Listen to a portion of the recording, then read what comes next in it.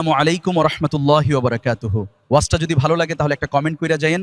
আল্লাহ তাআলা আমাদের সবাইকে কুরআন ও সুন্নাহ অনুযায়ী চলার তৌফিক দান করুন, আমিন। ওই পুঁজির নাম হলো ধৈর্য। যাদের ধৈর্য নাই তারা কোনোদিন কামিয়াব হতে পারবে না। এই ধৈর্য আবার তিন প্রকার: ইবাদতের বেলায় ধৈর্য, মুসিবতের বেলায় ধৈর্য, গুনাহের বেলায় ধৈর্য। আপনার যদি ধৈর্য না থাকে, এই প্যান্ডেলে মোনাজাত পর্যন্ত থাকা আপনার জন্য সম্ভব হবে না। যাদের ধৈর্য আছে তারাই থাকবেন। ধৈর্য যদি থাকে সে বয়ান শুনতে পারে, ধৈর্য না থাকলে পারে না। ইবাদতের বেলায় ধৈর্য, মুসিবতের বেলায় ধৈর্য, গুনাহের বেলায় ধৈর্য। এই ধৈর্য বড় দামি এক সম্পদ। স্বামী আর স্ত্রী বড় ভালোবাসার জিন্দেগি পরিচালনা করতেছে। একদিন স্ত্রী স্বামীকে জিজ্ঞাসা করে, ও স্বামী, তুমি আমাকে কেমন মোহাব্বত করো, ভালোবাসো? বলে সীমাহীন। বলে কেমন? কয় তুমি আমার জীবন, আমি তোমার জন্য যা চাও তাই দিব। খেয়াল করতেছেন?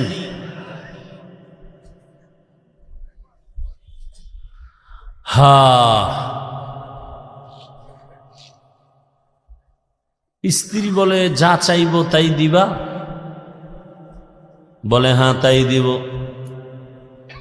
স্ত্রীও একেবারে সাধারণ মানুষ না, খুব ধর্মের জ্ঞান ট্যান আছে, ধৈর্য আছে। বারবার স্বামীকে বলে যা চাইবো দিবা? দিব, চাওয়া মাত্র দিব। বলে বুঝা খাও? হ্যাঁ বুঝা কইছি। ওয়াদা? বলে ওয়াদা। স্ত্রী পরীক্ষামূলক বলে আমাকে 3 তালাক দিয়া দাও। স্বামীর মাথা ঠিক আছে নি? গরম হয়ে গেছে। বললা কি? কই না ওয়াদা করলা, যা চাইবো তাই দিবা, দাও, তালাক দাও। স্ত্রীর কথা শুই না স্বামী বলে, কল্লা যেতে পারে, তালাক তোমাকে দিব না, কারণ তোমার মতো একটা আবেদা স্ত্রী পেয়ে আমার জীবন বড় ধন্য। দুইজনের মধ্যে একটু বাক বিতণ্ডার সমাধানের জন্য জামানার নবীর দরবারে রওয়ানা। হঠাৎ রাস্তার মাঝে গিয়া স্বামী বেচারা পড়ে গিয়া পাটা ভেঙে গেছে, চিৎকার দেয় বাঁচাও। স্ত্রী হাত ধরে বলে এত কাঁদো কেন? বলে পা ভেঙে গেল। এবার আল্লাহর বান্দি বলে, নবীজির দরবারে যাওয়ার প্রয়োজন নাই, চলো আমরা উল্টা বাড়ির পথে চলো। বাড়ির মধ্যে যাইয়া স্ত্রী ডাক দিয়া বলে, স্বামী আমারে দয়া করে মাফ করে দেও, আমার কথা আমি উড্ড করে নিলাম, তালাক চাই না। স্বামী ডাক দিয়া কয়, বিবি আমার, নুজহাতুল মাজালিস নামক কিতাবে ধৈর্যের বয়ানের মধ্যে ঘটনাটা পাওয়া গেছে। ও বিবি, তালাক চাইলা কেন? আবার তুমি তালাক ফিরাইয়া নিলা কেন? তোমার কথা। বলে শোনো স্বামী, তুমি রসুলের হাদিস কি শুনো নাই? রহমতের নবী বলছেন, আল্লাহ যাকে বেশি ভালোবাসবেন মুসিবত দিয়া পরীক্ষা নিবেন। আমি তোমার ঘরে যত বছর সংসার করেছি, একটা মুসিবত তোমার ঘরের মধ্যে আমি দেখি নাই। কোনোদিন তুমি মুসিবতে পড়ে আহ শব্দ বলো নাই। আমি বুঝলাম যেখানে মুসিবত নেই সেখানে রহমত নাই, যেখানে রহমত নাই সেখানে আমিও থাকতে চাই না, তালাক চেয়েছ। হঠাৎ রাস্তার মাঝে গিয়ে তুমি পড়ে গেছো, তোমার পা ভেঙ্গে তুমি চোখের পানি ছেড়ে কান্না করেছ। মুসিবত। আমি বুঝতে পেরেছি রহমত নাজিল হয়েছে। মুসিবত আসছে, যেখানে মুসিবত আছে সেখানে রহমত আছে, আর যেখানে রহমত আছে আমিও সেখানে আছি। या इलाही मुझसे मुझको दूर कर, ताकि देखो मुझ में तुझको एक नजर। या इलाही तू मेरा माबूद है, या इलाही तू मेरा माशूक है। আল্লাহ যাকে বেশি ভালোবাসবেন তাকে মুসিবত দিয়া পরীক্ষা নিবেন। অন্য হাদিসের মধ্যে নবী বলেন, আদ-দুনিয়া সিজনুল মুমিন ওয়া জান্নাতুল কাফির। দুনিয়াটা মুমিনের জন্য জেলখানা, বেঈমানের জন্য শান্তির জায়গা, বালাখানা। যত শান্তি দুনিয়ায়, মুমিন কখনো শান্তি পাবে না। বেঈমান শান্তি পাবে দুনিয়ায়, মরার পরে অশান্তি শুরু হবে, শেষ হবে না। আর মুমিন কষ্ট করবে দুনিয়ায়, মরণ পরে এমন শান্তি শুরু হবে, আর কোনোদিন শেষ হবে না। দুনিয়ায় শান্তি, পরকালে কষ্ট বেঈমানের জন্য। দুনিয়ায় কষ্ট, পরকালে শান্তি মুমিনের জন্য। তবে মুমিন যদি আল্লাহর উপরে ভরসা করে, যদি একটু আখেরাতের লাইনে আগাইতে থাকে, দুনিয়ায় বান্দা সম্মান পাবে, বোনাস। কি সমস্যা ভাইরা আমার? আল্লাহ যাকে বেশি মোহাব্বত করেন তাকে মুসিবত দিয়া পরীক্ষা নেন।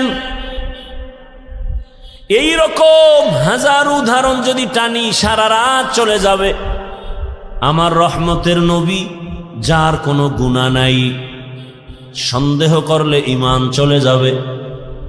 আল্লাহ যাকে স্পেশাল করে বানাইছেন, মুসা নবী আল্লাহর বন্ধু, ঈসা নবী আল্লাহর। এই উঠা বসা করেন কেন? এই না, উঠার ব্যারাম থাকলে ঢুকছেন কেন? বাহিরে দাঁড়ায় দাঁড়ায় বয়ান শুনতেন, বিড়িটাই না আবার আসতেন। এত বুঝানোর পরেও নিজেরও ক্ষতি করেন, উম্মতেরও ক্ষতি করবেন। আপনার দীর্ঘ টাইম বসার অভ্যাস না থাকলে আপনি কেন বসেন ভিতরে? আপনি বাহিরে চেয়ার দিয়ে বসে বসে বয়ান শুনেন। আমি তো শুরুতেই বলছি, আমি বয়ান তো ওই গতানুগতিক ওই বক্তা হিসাবে বয়ান করি না, কলিজার ভালোবাসা দিয়ে বয়ান করি। মুখস্থ বয়ান না, আল্লাহর উপরে ভরসা করে বলতেছি। কি বয়ান করব তা তো আমি রেডি করে আসি নাই। আউযুবিল্লাহ ঢুকছি, জেহেন ঘুরাইছি, কি আয়াতটা পড়ব। এই বছর এই আয়াত দিয়ে বয়ান শুরু করি না, আজকে পড়ে ফেললাম। আজকে এই আয়াতটা নতুন পড়লাম, অন্য বছর এই আয়াতের উপরে অনেক বয়ান করেছি। এরপরে আয়াতের উপরে কি বয়ান হবে তাও তো আমার জানা নেই। একের পর এক কথা আসতেছে আসতেছে আসতেছে। বক্তার এলেমের বাহাদুরিতে বয়ান হয় না, ভালো করে মনে রাখবেন। ছোট ছোট কিছু কথা বলি, মনে রাখবেন। বক্তার আমল আর এলেমের বাহাদুরিতে ওয়াজ হয় না। এর মূল চাবি আল্লাহর রহমত আর অন্তরে, শ্রোতাদের অন্তরের ভালোবাসা, মোহাব্বত। এই দুইটা এক থাকলে বয়ান হয়। আপনারা আমার বয়ান বের করার ফোকাস। এখন ওইটা বুঝাইতে গেলে আরো যাইবে 20 মিনিট। একজন উঠছে, দিছে ব্যাস লাগায়, আমার নজর তো চারোদিকে। কে হাত উঠায়, কে বসে, কে ঘাড় এদিক সেদিক করে, নজর তো দিক চলে যায়। পারি না, আমার এই অভ্যাসই নেই, করবো না বয়ান। আপনারা শুনতে চান না, আমার ঠেকাটা কি? হেদায়েতের মালিক তো কোনো বান্দার হাতে আল্লাহ চাবি দেন নাই, এত পেরেশানি কেন? বৈশেই তো সেই বয়ান করছে। রসুলের মতো ব্যক্তির বয়ানে আবু জাহিল্লা বাচ্চা যদি কালেমা না পড়ে, আমি কে? রসুলের বয়ান, যার চেহারা দেখলে গুনাহ মাফ, সেই রসুলকে টানা 13 বছর দেখার পরে যে বেঈমান কালেমা পড়ে না, আমি কে? আমি তো মানুষই না। বক্তা হয়েছি ঠিক, মাওলানা হয়েছি ঠিক, মানুষ হতে পারি নাই। মানুষ হওয়া ভিন্ন জিনিস। আর রহমান আল্লামাল কুরআন খলাকাল ইনসান, এই বয়ান যেখানে করেছি সেখানে বলেছি মানুষ কাকে বলে। আল্লাহ বলছেন মানুষ কারা? এই মানুষ আল্লাহর কাছে মানুষ না, আল্লাহর দরবারের মানুষগুলো আলাদা। কোন মানুষ? আল্লাহ বলে দিছেন আর রহমান আল্লামাল কুরআন খলাকাল ইনসান। বিস্তারিত এখানে আলোচনা। আল্লাহর কাছে কোন মানুষ জান্নাত পাবে?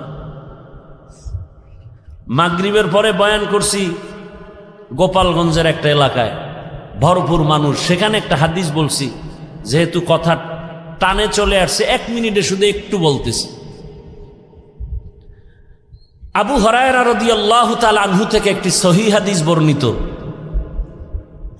হাদিসের হাও জানে না, সহি সহেলা এলাফায়। রসুল কোনদিন বলে যান না এই হাদিস সহি, এটা সহি না।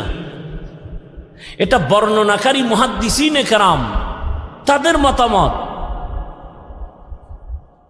রসুল যদি একটা ছোট্ট বিন্দু কথা বলেন, সেটাও আমার কাছে 7 আসমান 7 জমিন থেকেও দামি। সেই ভালোবাসা থাকতে হবে রসুলের প্রতি। আবু হুরায়রা বলেন, কিয়ামতের দিন 3 জন ব্যক্তি সবার আগে জাহান্নামে ঢুকবে। সবার আগে 3 জন। 3 জন মানে 3 দল। কয় দল? কিন্তু ব্যক্তি হিসাবে উল্লেখ 3 জন। কেমন 3 জন? দুনিয়ার সব জ্ঞানীরা বলবে এরা 3 জন জান্নাত যাবে বিনা হিসাবে, কিন্তু আবু হুরায়রা বলেন রসুল বলেছেন 3 জন সবার আগে জাহান্নামে ঢুকবে। আবু হুরায়রা এই হাদিসটা বলতে গিয়া একজন সাহাবীকে শুনাইতে গিয়া 3 বার বেহুশ হয়ে গেছেন। কয়বার? 3 বার বেহুশ হয়ে গেছেন। সেই 3 ব্যক্তিকে দুনিয়ার জ্ঞানীরা বলে তারা বিনা হিসাবে জান্নাতি, আর আল্লাহ বলবে শিকল লাগায় জাহান্নামে ঢুকা। এর মধ্যে প্রথম ব্যক্তি যুদ্ধের ময়দানের গলা কাটা শহীদ, যে ইসলামের ময়দানে কাফেরের মোকাবেলায় যুদ্ধ করে শহীদ, আল্লাহ তাকে বলবে রে জাহান্নামে ঢুকা। দ্বিতীয় আমার মতো মাওলানা, আল্লাহ বলবে এই মাওলানা দিকে, দুনিয়ার মানুষ তোর বয়ান শুনছে, তোরে এলেম দিছিলাম, কি করছো? আল্লাহ যে ওয়াজ করছি, দাওয়াত দিছি। মানুষ তো তাই জানে, আমি তো ভিতরেরটা জানি। মানুষ তো তোর উপরেরটা জানে, আমি তো ভেতরেরটা জানি। তোরে আল্লামা না লেখলে মনে কষ্ট পাইতি, কেউ জানতো না, আমি জানি। কি এই রোগ নাই? নামটা কেন নিচে হয়েছে? এই রোগ আছে। নাম কেন ছোট হলো, বড় হলো না? মনে তোর কষ্ট কেউ জানে না, আমি তোর অন্তরের খবর জানি। আরো কথা বলার সুযোগ নাই। আল্লাহ বলবে এই জাহান্নামের ফেরেশতা ধর এই মাওলানারে, জাহান্নামের ভেতরে ঢুকা। শহীদেরাও জাহান্নামে, মাওলানাও জাহান্নামে। 3 নম্বর ব্যক্তি হবে যারা মাদ্রাসা মসজিদে দান সৎকা করে, কইবে ধর এই বহু ফকিন্নির মাঝে তোরে টাকাওয়ালা বানাইছি, করছো কি? আল্লাহ মাদ্রাসা মসজিদ কেন করছো? কয় দিনের জন্য। হ্যাঁ, মানুষ জানে দিনের জন্য, কিন্তু আমি ভিতরেরটা জানি। 50,000 টাকা দান কইরা চায়ের দোকানে চাপাবাজি করছো, পুরা মসজিদ তুই কইরা দিছ। তোর নামে আলহাজ না লাগাইলে মাথা গরম। দান করার পরে তোকে মারহাবা না বলার কারণে তোর মেজাজ গরম, পারো না, টাকা ফিরাই নিয়ে যাও। জাহান্নামের ফেরেশতাই নাফরমানের ধর, জাহান্নামের শিকল লাগায় জাহান্নামে নাও। ও আমার প্রিয় বাবারা, যুবক, পর্দার আড়ালের মা বোনেরা, বৃদ্ধ বাবাজিরা, শহীদের হালাত যদি এমন হয়, মাওলানাদের হালাত যদি এমন হয়, মাদ্রাসা মসজিদ করনেওয়ালা দানবীরের হালাত যদি এমন হয়, একটু 1 মিনিট চিন্তা করেন আপনার আমার উপায় কি হবে। জিন্দেগি মে বন্দগি তু করনা হে, जिंदगी में बंदगी तू करना है, जिंदगी बे बंदगी शर्मिंदा है, जिंदगी बे बंदगी शर्मिंदा है। दुनिया में हो दुनिया का तलबगार न हो, बाजार से गुजर हो खरीदार न हो। ये दुनिया एक मिसले कागज फूल है, ये दुनिया एक मिसले कागज फूल है। जिंदगी में बंदगी तू करना है, जिंदगी बे बंदगी शर्मिंदा है, जिंदगी बे बंदगी शर्मिंदा है। जिंदगी में बंदगी कुन बंदगी, बंदगी बे जिंदगी शर्मिंदगी। ভাইরা আমার, বলার সময় কই আল্লাহ তাআলা বলেন, আমি চাই না আমার আদরের কোনো বান্দা বান্দি জাহান্নামে যাবে।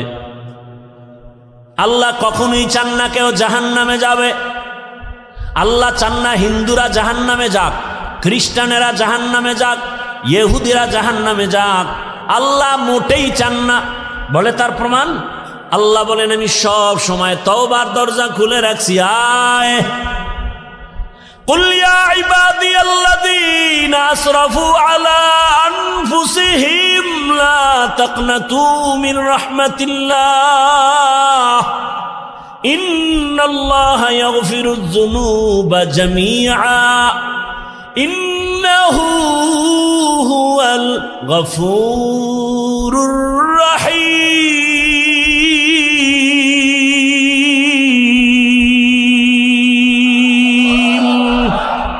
गर तवक्कुल मी कुनी हर सुबह शाम, मेरा साना रिज़्क़ तू अज़ला मकाम, जुज़्बा हक़ची ज़े मखाअज इंसुजा, फज़ले उआ मस्ते दर जुमला जहा। আল্লাহ বলেন, ও আমার প্রিয় বান্দা বান্দিরা, আয় আমার দরজা খোলা। কি পরিমাণ গুনাহ করেছো? বান্দা বলে 40 বছরের গুনাহ তো বিশাল, হিমালয় পাহাড়ও ছাড়ায় গেছে আমার গুনার এত বড় স্তূপ। আল্লাহ কয়, তুই যদি আসমান বরাবর গুনাহ করে ফেলো, বিশাল বড় লবণের পাহাড়। কিসের পাহাড়? লবণের বিশাল বিশাল বড় পাহাড়। যত বড় বড় লবণের পাহাড়, একটু যদি সমুদ্রের পানি ধাক্কা লাগায়, লবণের পাহাড় বিলীন হতে কয় হাজার বছর লাগবে? বলছি না সত্য কথা, জবাব দিয়েন ভালো করে। কয় মাস? মুহূর্তের মধ্যে সমুদ্রের পানির ধাক্কায় লবণের পাহাড় যেমন বিশাল পাহাড়। কোন কাজের লোকেরা যদি বলি তোমরা 500,000 মানুষ কাজ করে লবণের পাহাড়, এখান থেকে তুমি তাড়াতাড়ি সাতক্ষীরায় নিয়ে যাও, সময় লাগবে নি? বুঝে না, অনেক সময়। কিন্তু সমুদ্রের একটা পানির বাড়ি মারলে মুহূর্তে বিলীন হয়ে যাবে। আল্লাহ কয়, রে গোলাম, কি পরিমাণ গুনাহ করেছো, কয় পাহাড় বানাইছো। দুনিয়ার আসমান বড় বড় যদি গুনার পাহাড় বানাও, আমার রহমতের পানির বাড়ির সাথে সাথে তো গুনার পাহাড় চুরমার হয়ে যাবে। আতিনা ফি দারে দুনিয়া না হাসান, আতিনা ফি দারে উকবা না হাসান, ইয়া গিয়াসাল মুস্তাগীসিন ইহদিনা লফতিখারা বিল উলুমে ওয়াল গিনা, হর গরিদে নেক তু তৈয়ার হে, जो न मांगे उससे तू बेजार है। আল্লাহ তাআলা বারবার ডাকেন, আসো, তওবার দরজা খুলে দিলাম, আসো। এজন্যই তো আল্লাহ পাক আয়াতে বলেন, ও মুমিন সাহায্য প্রার্থনা করো। আল্লাহ পাক মুমিনকে বলছেন, কোন বেঈমানকে বলেন না কেন? এর সংক্ষিপ্ত জবাব হলো, জান্নাত শুধু মুমিন পাবে, কোনো বেঈমান কখনো জান্নাত পাবে না। জান্নাত কারা পাবে? মুমিন, কোনো বেঈমান পাবে না। কিন্তু একটু আগেই কিন্তু আমি বলছি, আল্লাহ চান না কোনো বান্দা বান্দি জাহান্নামে যাবে। এই হলো এক কথা। আর এক কথা কি, জমিনে যত মানুষ আসছে নাই আসবে সবার নামে জান্নাতে আলাদা আলাদা বাড়ি নাম লেখা বরাদ্দ করা। নমরুদ নামে একটা জান্নাত আছে, জান্নাতে ঘর আছে আলাদা। ফেরাউনের নামে জান্নাতে ঘর আলাদা। বেশ্যা তাসনিমার নামেও জান্নাতে ঘর আলাদা। এক কথায় দুনিয়ার সব মানুষের নামে নামে নামে নামে জান্নাতে ঘর। কিন্তু কোনো বেঈমান জান্নাত পাবে না, এ কথাও সত্য। আল্লাহ কাউকে জান্নাত জাহান্নামে দিতে চান না, তাও সত্য। তাহলে বেঈমানরা না পাইল, ওদের জান্নাত বানানো যে নির্ধারিত করা আছে, জান্নাত কি হবে? ফেরাউনের জান্নাত কোথায় যাবে? নমরুদের জান্নাত। আল্লাহ বলেন, যারা আমার মুমিন, আমার ইবাদত যথার্থ করবে, আমি আল্লাহর নামের জান্নাত তো দিবই, বেঈমানের বানানো জান্নাত আমি আমার আদরের মুমিনদের বোনাস দিয়ে দিব। या इलाही तू मेरा माबूद है, या इलाही तू मेरा माशूक है। ভাইরা আমার, আল্লাহ মুমিনকে বলেন সাহায্য চাও। সাহায্য চাওয়ার জন্য আল্লাহ বললেন মুমিনকে। এখন এখানে তিনটা কথা, সাহায্য কেন চাইব, কিভাবে চাইব, কার কাছে চাইব, তিনটা কথার জবাব। আল্লাহ মুমিনকে সাহায্য চাইতে বললেন কেন? বলে দুনিয়াতে কেউ কারো সাহায্য ছাড়া জমিনে চলতে পারে না। দুনিয়ার কেউ সাহায্য ছাড়া চলতে পারে না। এতগুলো মানুষ আপনারা বসে আছেন আমার বয়ান শোনার জন্য। আমি কি পরিপূর্ণ মানুষ? কয় না। এখানে আসা পর্যন্ত আমার গাড়ি লাগছে, গাড়ি টেনে আনছে আমার ড্রাইভার। গাড়ি যদি একটু নষ্ট হয় আমার আসতে ঝামেলা। আবার ড্রাইভার থাকলেও হবে না, পাম্পে গিয়া ওখান থেকে তেল নিতে হবে। পাম্পের যারা বসা আছে ওরা সব বেশিরভাগ মূর্খ, তেমন শিক্ষিত টাইটেল নিয়ে ওখানে বসে নেই। আমি যদি বলি আমি এত বড় বক্তা, তোর মতো মূর্খের থেকে তেল নিব না, কয় তাই তুই মর। কারণ আমাগো গরিবের কাছে আসবি না, তোর গাড়ির মধ্যে জীবনে তেল যাবে না। আল্লাহ কোনো মানুষকে স্বয়ং সম্পূর্ণ বানান নাই। আল্লাহ সাহায্য চাইতে বললেন কেন?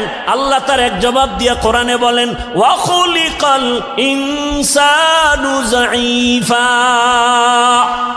আমি মানুষকে বড় দুর্বল করে বানাইছি, মানুষের মতো দুর্বল কোনো প্রাণী বানাই নেই।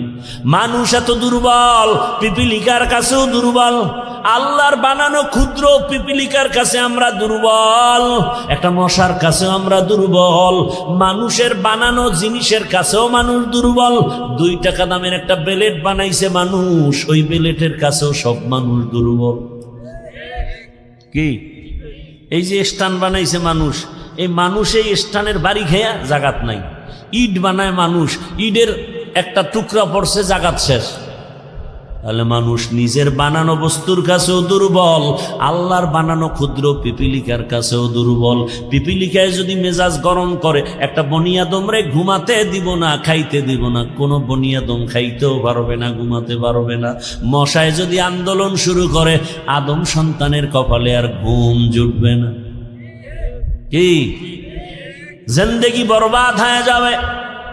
তাহলে আমরা মশার কাছেও দুর্বল, পিপিলিকার কাছেও দুর্বল, আমাদের মতো দুর্বল কোনো প্রাণী নাই।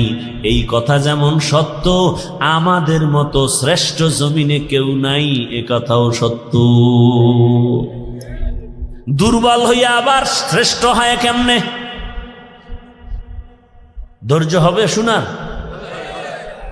দুর্বল সে আবার শ্রেষ্ঠ হয় কেমনে? হ্যাঁ, দুর্বলতাটাই শ্রেষ্ঠত্বের কারণ। যেমন আপনাদের ঘরের মধ্যে শিশু বাচ্চা আছে, আবার বড় ছেলে মেয়েও আছে। ভালো করে বুঝেন, ঘরের মধ্যে আপনার শিশু বাচ্চা অনেক দুর্বল, হাঁটতেও ভালো করে পারে না।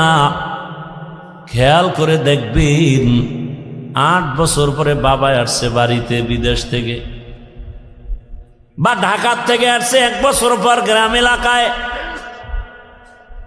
অনেক শপিং নিয়ে আসছে। এর মধ্যে বর্তমান দুনিয়াতে যত বড় কিছু আনুক, আকর্ষণীয় হাদিয়া কি? মোবাইল।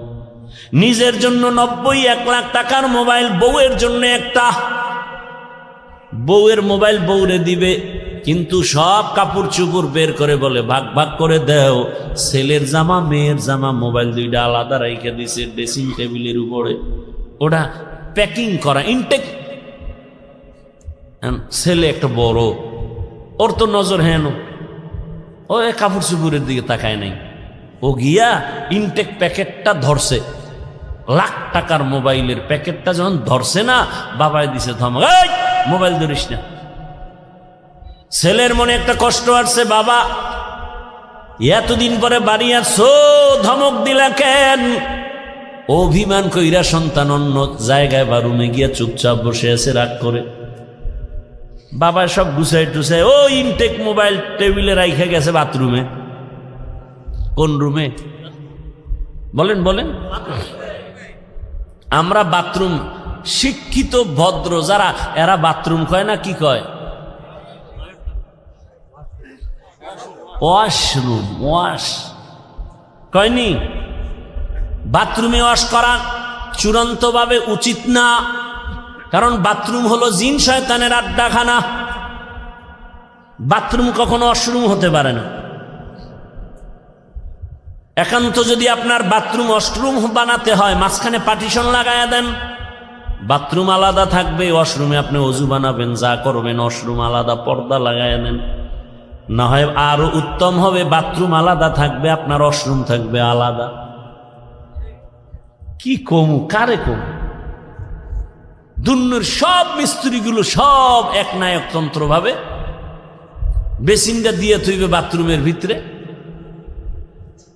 এরপরে কমর তো সব চেয়ার হাই, লো কমর নেই, সব চেয়ারে বয়ে বয়ে বয়ে বয়া টেলিভিশন দেখবে বাথরুমের ভিতরে। কি আর বলবো? ওয়াশরুম নয়, বাথরুম তো বাথরুম, সেটা ওয়াশরুম হয় কিভাবে? আমাদের অনেক ওলামায়ে কেরামের বিরুদ্ধাচরণ করেন, উচিত না। বাথরুমে খালি পায়ে যাওয়া যাবে না, খালি মাথায় যাওয়া যাবে না, তো অ্যাক্সিডেন্ট হবে, দুর্ঘটনা হবে, কারণ জিনের আড্ডাখানা প্রত্যেকটা বাথরুম।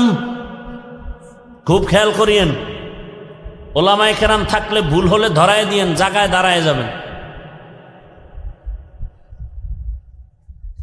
কিন্তু আপনি ওয়াশরুমে যদি খালি পায়ে যান, খালি মাথায় যান, বাধা নাই, বাথরুমে যাওয়া নিষেধ, খালি পায়ে যাওয়া যাবে না। এবং সেখানে ঢুকতে কিন্তু নিয়ম আছে, বাম পা দিয়া ঢুকবা, ডান পা দিয়া বের হওয়া।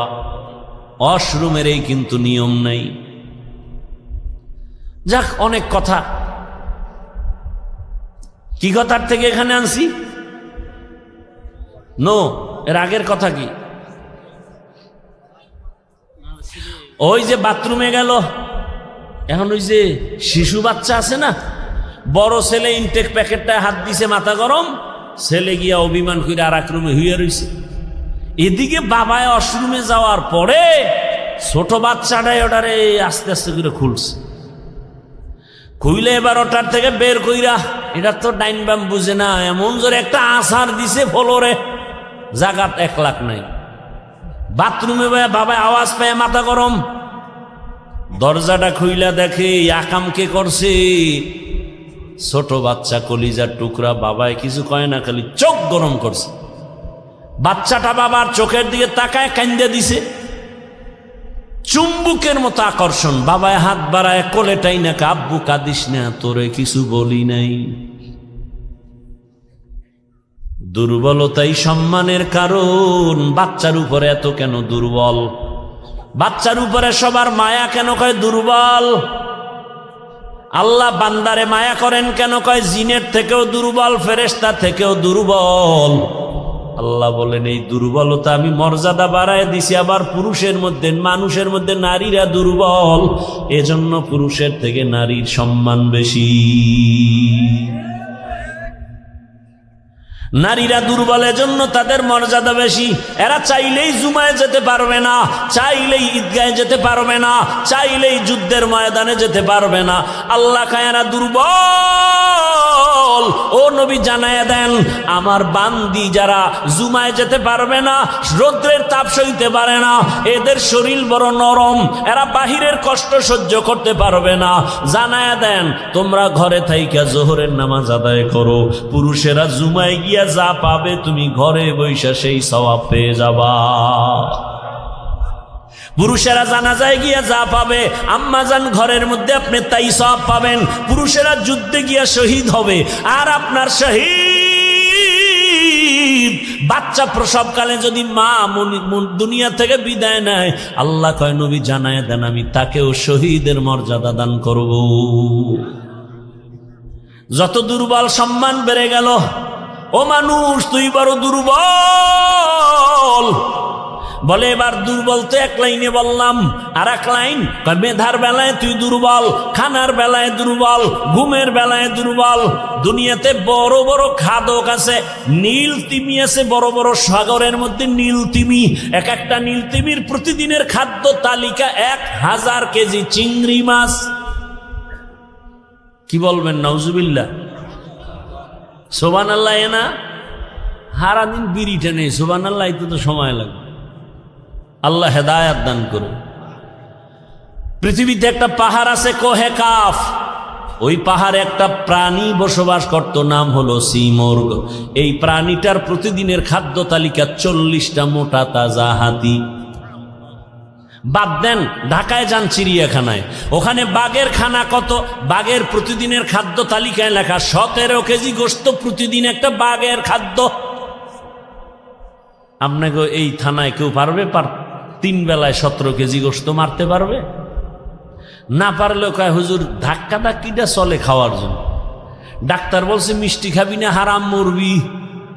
হে সবে বরাতে মসজিদে গেছে মিষ্টি খাওয়ার জন্য, খাইতেই হবে। ডাক্তারের মানা নাই, আবার বাচ্চা একটা লগে লয়ে গেছে, নিছো ভালো কথা, তোমার বন্টনে একটা প্যাকেট, সে বাচ্চাটাও নিছে, এবার ফাঁক দিয়ে আর একটা প্যাকেটের জন্য হাত দিছে। আরেকজনে পিছন দিয়ে দেখে যে আমি একটাই ভাই নো, 2টা নেওয়ার পরে আরেকটা টানে, ওর হাতেরটা ধরে টান দিছে, লাগছে দুইজনে কিলাকিলি। কিলাকিলিতে প্যাকেট সব পায়ের তলে ভর্তা। শেষ পর্যন্ত চাইয়ে দেখে এই কিলাকিলির মধ্যে মসজিদে কেউ নাই, ওরা 2জন সারা। মসজিদ থেকে বাইরে রাখা মিষ্টিও গেছে, জিন্দেগি বরবাদ, এই মসজিদে আমুনা মিষ্টির প্যাকেট ঠিক মতো পাইলাম না কেন? এর নাম নফসে খাওয়ামা। নফস 3 প্রকার, আর বাঙালির একটা নফস বেশি আছে, এটার নাম খাওয়ামা। এটা শুধু খানা চায়। আর এমনি আল্লাহর ভাষায়, ইসলামের পরিভাষায় নফস 3 প্রকার, আম্মারা, লাউয়ামা, মুতমাইন্না। আর বাঙালির আর একটা বেশি। আল্লাহ হেদায়াত দান করুন।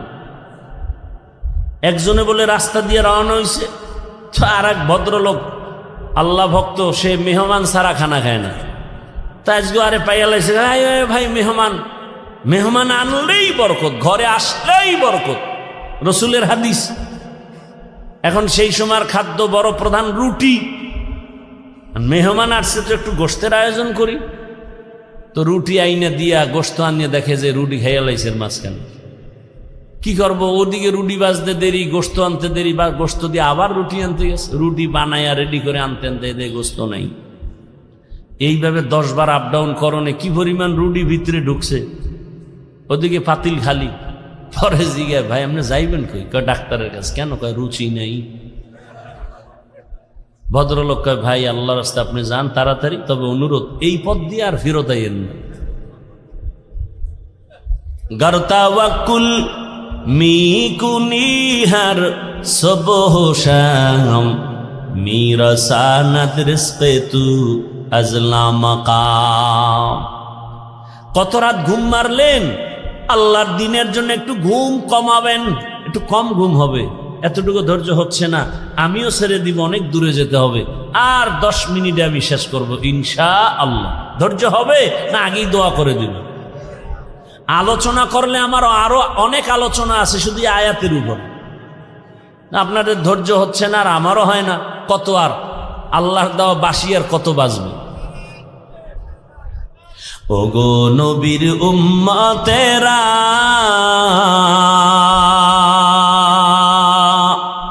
হয়ে আজি দিশাহারা, কোরআন হাদিসের চলো যখন যাহা চায় মনে, নবী বিনে কে তারাবে পুলসিরাত মিজানে, নবী বিনে কে তারাবে পুলসিরাত মিজানে। উম্মতের কান্ডারি নবী,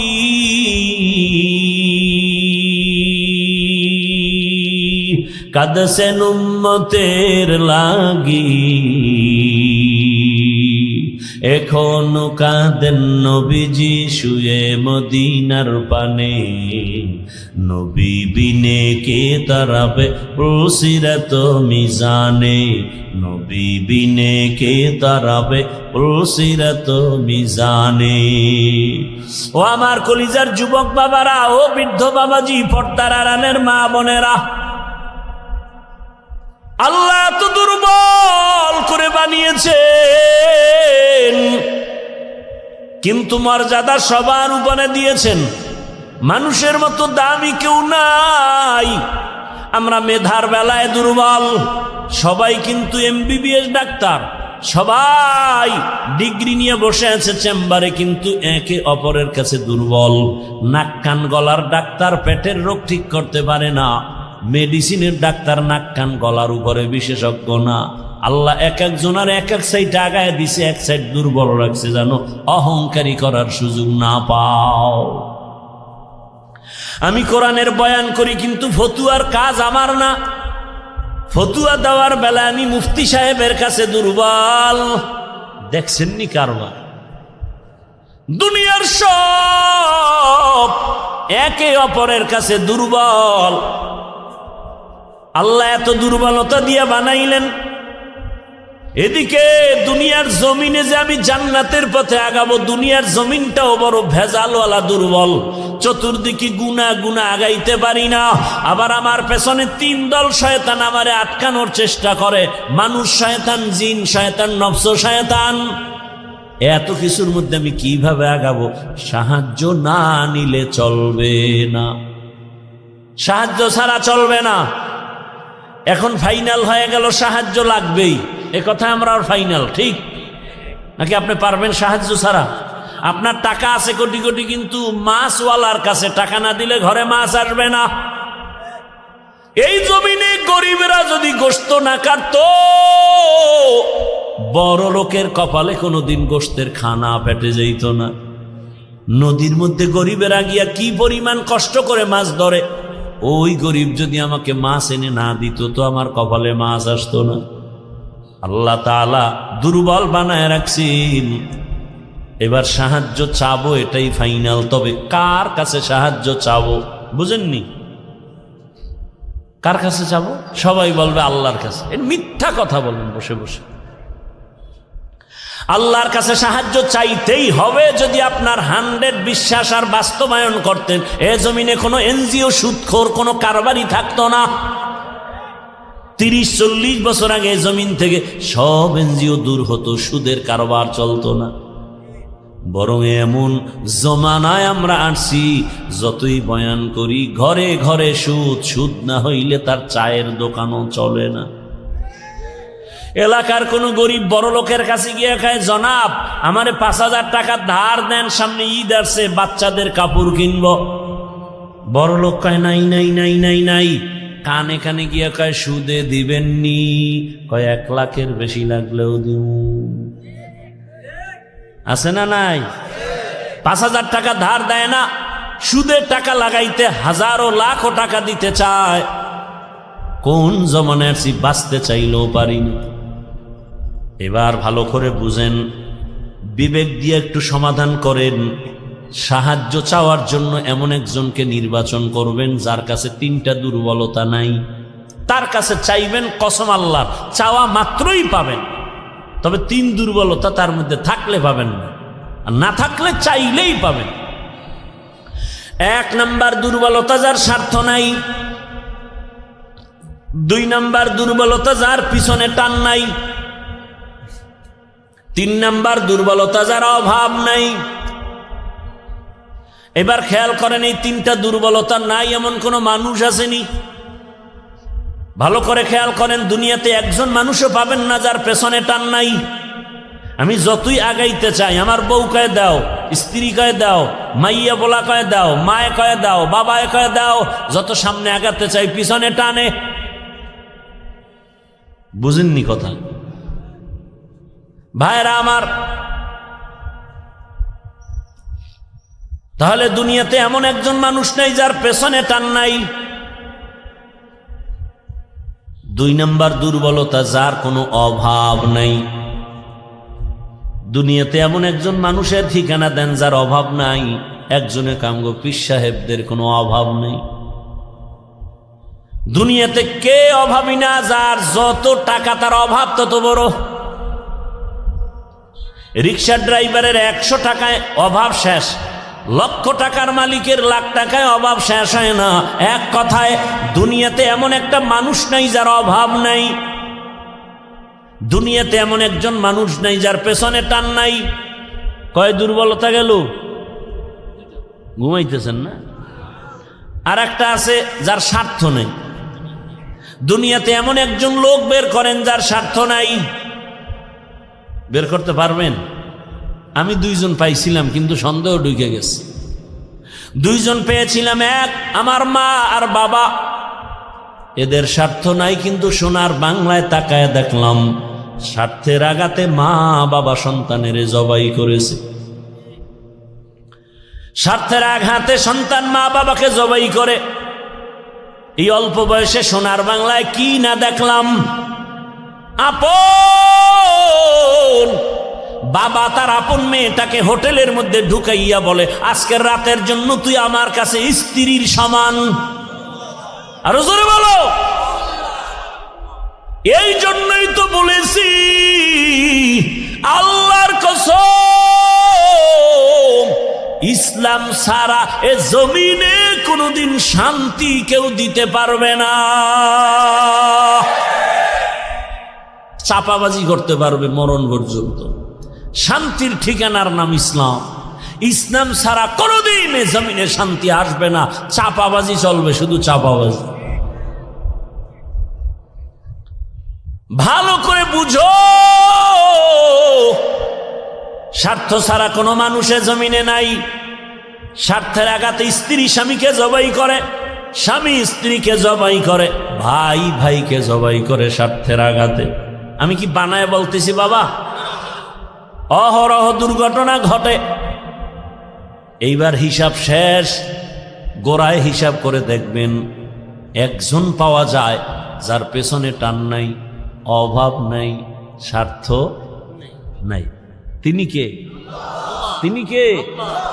ইয়া আইয়ুহান্নাস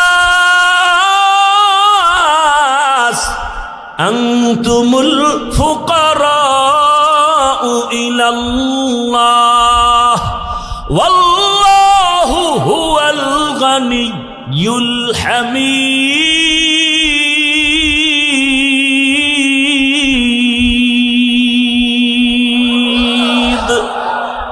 গরতাওয়াক্কুল মিকুনিহার সুবহ শাম মিরসানাত রিজকে তু আজলামাকা। স্বার্থ নাই। আল্লাহ কয়, দুনিয়ার মানুষ তোরা সবাই ফকির, আমি আল্লাহ একা ধনী। তবে আমি শুধু ধনী না, আমি প্রশংসিত ধনী। দুনিয়ার ধনীদের বদনাম আছে না নাই? 5 টাকা দিয়া 50 টাকার এহসান জিতায়, খোটা দেয়, খোটা। অমুকে তা আমার টাকায় চলে।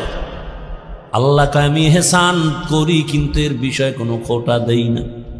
বরং আমি আল্লাহ এমন কোন রাত নাই আমি আমার বান্দাকে দেওয়ার জন্য দরজা খুলি না। অতি গভীর হয় রজনী যখন, নীরবে প্রভুর নাম জপিও তখন। প্রভুর করুণা যদি পাইবারে চাও, গভীর রাতে উঠে প্রভুর গুণগান গাও। ও আমার যুবক বাবারা, আমার আল্লাহ প্রতি রাত প্রথম আসমানে আসেন নেওয়ার জন্য না দেওয়ার জন্য?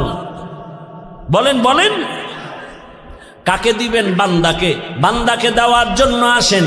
কখন আসেন? শেষ রাতে। কোন দিন? প্রতিদিন আসেন দেওয়ার জন্য। তোমার যদি লাগতো তুমি কেন ঘুমাও?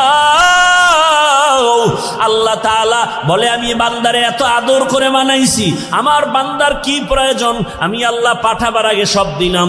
আমার বান্দা বান্দির পানির দরকার আগে দিছি ফ্রি, আমার বান্দা বান্দির আলোর দরকার ফ্রি সূর্য দিয়ে দিলাম, বান্দার বাতাসের প্রয়োজন সব দিয়ে দিলাম। আবারও প্রতি রাতে আমি আসি, আলা মিন মুস্তাগফিরিন ফাগফির লা, আলা মিন মুস্তারজিকিন ফারজুকা। রে রাতে কে গুনাহ করছো ক্ষমা চা গোপনে গোপনে, কারণ আসমান নীরব, জমিন নীরব, গাছের পাখিরাও ঘুমায়, নদীর মাছও ঘুমায়, ঘরের তোর মা বোন সবাই ঘুমায়। এখন রাস্তা ক্লিয়ার, কেউ শুনবে না। গোপনে সুন্দর করে ওযু বানাইয়া যায় নামাজ বিছাইয়া কলিজা ভরে যদি ডাক দাও ইয়া আল্লাহ, আমি আল্লাহ তো তোর মোহাব্বতের জন্যই প্রথম আসমানে তাজাল্লি দিয়ে দিলাম, চাইতে দেরি আমি আল্লাহ তোকে দিতেও দেরি করব না। কত গভীর রাতে আল্লাহর নবী বলেন আমি রাতের বেলা ঘুমায় গেলাম এশার নামাজ পড়ে, হঠাৎ আমার কাঁচা ঘুমের মধ্যে কান্নার আওয়াজ আসতেছে, আমার কানের মধ্যে ঘুম ভেঙে গেল। এই রাতে কে কাঁদে আর আমার ঘুম ভাঙলো? নবী বলেন আমি উঠলাম, নজর করে দেখলাম আমার মাথার পিছনেই তো মসজিদে নববী। আমি দেখি ওখানে একজন আল্লাহর বান্দা রাতের গভীরে নামাজে দাঁড়ায় দাঁড়ায় কান্না করে। আমি দরজার কিনারায় অপেক্ষা করি, নামাজ শেষ। আমি ভাবতেছি মনে হয় অন্য কেউ, তাকায় দেখি না না, জান্নাতের 1 নাম্বার সাহাবী আবু বকর নামাজে দাঁড়ায় গভীর রাতে কান্না করে। আমি আবু বকরকে দেখলাম, আবু বকর আমারে দেইখা চমকে উঠলেন, ইয়া রাসূলুল্লাহ এ গভীর রাত আপনি কি ঘুমান নাই? বলে তোমার কান্নায় ঘুম ভেঙে গেল। ও আবু বকর তুমি কাঁদলা কেন? আবু বকর বলেন ইয়া রাসূলুল্লাহ মালিকের আদালতে কেমনে দাঁড়ায়া হিসাব দিব সেই ভয়ে কান্না করতেছিলাম। আমার আল্লাহর আদালতে কেমনে দাঁড়াবো? নবী বলেন কেন? আপনার তো জান্নাতের টিকিট রেডি, 10 জনের প্রথম আপনি। আবু বকর বলেন ইয়া রাসূলুল্লাহ, আরে আমি আবু বকরের থেকে টিকিটের পাওয়ার তো নবীদেরটার বেশি, কিন্তু আপনিই তো বয়ান করেছেন হাসরের ময়দানটা ভয়ঙ্কর হবে, জমিনটা পুরা জমিন হবে হাসরের মাঠ, সূর্যটা নিচে চলে আসবে, সূর্যের গরম মাটির জমিন তামা হয়ে যাবে, ওদিকে জাহান্নামের চিৎকারের আওয়াজ, জাহান্নাম চিল্লায় বলবে হে মালিক বেনামাজি গুলো কই, গুনাহগার গুলো আমার পেটের মধ্যে দাও, আমার পেটের মধ্যে ক্ষুধা। নবী আপনিই তো ভয়ঙ্কর হালাতের কথা বলছেন, জাহান্নামের চিৎকারে হাসরের ময়দানটা থরথর করে কেঁপে উঠবে। এমনকি আমার আল্লাহ রাগ হয়ে আওয়াজ দিবেন লিমানিল মুলকুল ইয়াউম লিল্লাহিল ওয়াহিদিল কাহ্হার। এত কঠিন আওয়াজ হবে, হাসরের ময়দানটা থরথর করে কাঁপতে থাকবে। ও নবী আপনিই বয়ান করেছেন এত কঠিন হালাত, নারী আর পুরুষ সব উলঙ্গ দাঁড়াবে হাসরের মাঠে। আম্মা জান আয়েশা বলেন নবী মানুষ কি লজ্জা পাবে না? কয় ওরে আয়েশা জানো না, এমন ভয়ঙ্কর হালাত হবে একজনের দিকে আর একজন তাকাবারও হুঁশ হবে না। এমন কঠিন অবস্থায় আল্লাহর নবীরা পর্যন্ত কান্না শুরু করবেন। আদম নবী কান্না করবেন, ঈসা নবী কান্না করবেন, ইব্রাহিম নবীর কান্না, মুসা নবীর কান্না, দাউদ পয়গম্বরের কান্না, নূহ পয়গম্বরের কান্না চলবে। নিজের উপায় নাই, কি উপায় হবে সেই চিন্তা, উম্মতের চিন্তা নাই। ইয়া রাসূলুল্লাহ, এক পর্যায়ে আল্লাহ আবার একটা কঠিন আওয়াজ দিবেন, ওয়ামতাজুল ইয়াউমা আইয়ুহাল মুজরিমুন। আল্লাহ একটা গায়বী আওয়াজ দিয়ে বলবেন, ও গুনাহগারেরা, ও বেনামাজিরা, ও বেপরদাওয়ালারা, যারা কোরআন হাদিস মানো নাই, আলেম ওলামা মানো নাই, নবী রাসূল মানো নাই, আজকে আমার নেককারদের থেকে তোরা আলাদা হইয়া যা, নেককারদের থেকে আলাদা হ। গুনাহগারেরা ভয়ে আলাদা হবে না। আল্লাহ বলবে, আমি কুদরতি ভাবে বাছনি দিব, বাঁচতে গিয়া যখন ধরে ফেলবো, ওই গুনাহগারগুলো বাতাসের মতো উড়িয়া উড়িয়া জাহান্নামের রাস্তায় পড়বে। আর আল্লাহ বলবেন, ও আমার নেকামুলওয়ালা, ও পর্দাওয়ালা নামাজি, সূর্যের গরম মাথায় লাগাইস না, আরশে আজিমের নিচে গিয়ে অপেক্ষা কর, রহমতের নবীর সাথে তোমরা সব জান্নাতে যাইবা। আর যারা গুনাহগার বেনামাজি, এদেরকে জাহান্নামের পথে দাঁড় করাইয়া আল্লাহ বলবে, ও ফেরেশতারা, লাইনে দাঁড় করাও, আর আমি বাম হাতে আমলনামা দিব। ও রহমতের নবী, আল্লাহ যদি আমি আবু বকরকে ডাইকা বলে, আবু বকর আমার জান্নাত পাইয়া কি নিয়ে আসছো বলো, আমি যদি বলি আল্লাহ তোমার জান্নাতের মোহাব্বতে তোমাকে পাওয়ার জন্য নামাজ রোজা তেলাওয়াত জিকির নিয়ে আসছি, আল্লাহ যদি বলে আবু বকর আমি যেইভাবে নামাজ চাইছি ওইভাবে হক আদায় করে নামাজ আদায় করো নাই, আমি যেইভাবে রোজা চাইছি ওইভাবে হক আদায় করে তুমি রোজা আদায় করো নাই, তোমার আমল আমার কাছে পছন্দ হয় নাই, সাথে সাথে আমার উপরে জাহান্নামের অর্ডার জারি হয়ে যাবে। ওই সময় আমি আবু বকরের কি উপায় হবে? চোখের পানি ছেড়ে কান্না করি, ও পয়গম্বর দোয়া করবেন আল্লাহর আদালতে যেন নাজাতের রাস্তা খুলিয়া যায়। ও আমার যুবক বাবারা, বৃদ্ধ বাবাজিরা, পর্দার আড়ালের মা বোনেরা, আমি যে এত কষ্ট করে আপনাদের যত বয়ান শুনাইছি, আমি একবারও কিন্তু বলি নাই মাদ্রাসায় আসো, স্কুল ছেড়ে দাও, কলেজ ছেড়ে দাও, না, বরং তুমি কলেজে পড়ো, স্কুলে পড়ো, দাবি নাই। তুমি ডাক্তার হও, ইঞ্জিনিয়ার হও, প্রফেসর হও, এসপি হও, ডিসি হও, এমপি মন্ত্রী যাই হও না কেন, অনুরোধ করি বাবা, তোমার মতো কত যুবক স্কুল কলেজে পড়িয়াও নামাজ ছাড়ে না, দাড়ি কাটে না। নিজের বিবেকটাকে জিজ্ঞাসা করো, তোমার কপাল কেন খারাপ, তুমি পারো না কেন? তোমার মতো কত যুবক রাস্তায় গাড়ি চালায়, 5 বেলার নামাজ পড়ে নাই, বলো তুমি কেন পারবা না? তোমার মতো যুবক র্যাব, আর্মি, পুলিশ, বিডিআর এর চাকরি করে নামাজ পড়ে, তুমি কেন পারো না? তোমার মতো যুবক তাকায় দেখো, নদীর মধ্যে মাছ ধরে নামাজ পড়ে, কৃষি কাজ করে নামাজ পড়ে। নিজেকে জিজ্ঞাসা করো, তোমার কপালে কার বরদোয়া লাগছে? মা বাবার, নাকি শিক্ষকের, নাকি উলামায়ে কেরামের? না হয় তোমার মতো যুবক যদি দুনিয়ার সব লাইনে চাকরি করে, ব্যবসা করে, নামাজ পড়ে, তুমি পারো না কেন? ও পর্দার আড়ালের আম্মা জানেরা, আপনার মতো কত মা এই এলাকায় এখনো খুঁজলে পাওয়া যায়, বেপর্দায় চলে না, নামাজ ছাড়ে না, মোবাইলে সময় নষ্ট করে না। ও আম্মা জানেরা, বোনেরা, মনটা কি চায় না একজন আদর্শমান ডাক্তারের মা হয়ে যাবেন? আপনার সন্তানের ব্যবহারে শিক্ষকরাও দোয়া করবে, আপনার সন্তানের আচরণে আলেম ওলামাও দোয়া করবে, আপনার সন্তান ডাক্তারি করবে, নামাজ পড়বে, কোরআন তেলাওয়াত করে আপনাদের জন্য দোয়া করবে। এরে আম্মা জান, যদি এমন চান আপনাকে আদর্শবান হতে হবে, আর জমিনে রহমতের নবীর আদর্শ থেকে সুন্দর আদর্শ আর নাই। ও আল্লাহর বান্দারা, ও আমার যুবক বাবারা, মা বোনেরা, বৃদ্ধ বাবাজিরা, তওবার দরজা খোলা, আল্লাহর কাছে তওবা করেন, সাহায্য চান, নামাজের মাধ্যমে, ধৈর্যের মাধ্যমে আল্লাহকে মনে মনে ডাক দেন। ও যুবক বাবা, জীবনে তো দাড়ি কম কাটো নাই, বেপরদায় কম চলো নাই, এখনো কি তোমার মনের শখ মিটে নাই রে বাবা? কয়দিন আর হায়াত পাইবা জানা নাই, আর কবে গুনাহ থেকে তওবা করবা জানা নাই। অন্তর যদি ভালো হয়, যদি তওবার নিয়ত থাকে, মনে মনে আমার আল্লাহকে ডাকো, আর বলো, হে আল্লাহ, জীবনে কত হাতের দ্বারা গুনাহ করলাম, জবানের দ্বারা গুনাহ করেছি, চোখের দ্বারা গুনাহ করেছি। ও আল্লাহ, আমার মতো যুবক জেনারেল লাইনে থাকিয়া যদি নামাজ পড়ে, আমি কেন পারবো না? আল্লাহ তুমি বুঝি বেজার হয়ে গেছো, আজকে থেকে তওবা করতেছি, মরিয়া গেল আর নামাজ ছাড়বো না, দাড়ি কাটবো না, বেপরদায় চলবো না, মা বাবার দোয়া নিয়া, শিক্ষকের দোয়া নিয়া, ওলামায়ে কেরামের পরামর্শ নিয়া, রসুলের আদর্শ মেনে চলবো। আর আলেমদের মোহাব্বত অন্তরে নেও, কারণ এই ওলামায়ে কেরাম তোমার জন্য চোখের পানি ছেড়ে আল্লাহর কাছে দোয়া করে, গোটা উম্মতের হেদায়াতের জন্য দোয়া করে। আরে এত কষ্ট করে লেখাপড়া করে এই মাদ্রাসার সন্তানগুলো, খোঁজ নিয়ে দেখবা রাতের বেলা ঘুমায় না, ভোর রাতে উঠিয়া মাওলার কোরআন তেলাওয়াত করে, নামাজ পড়ে, দোয়া করে।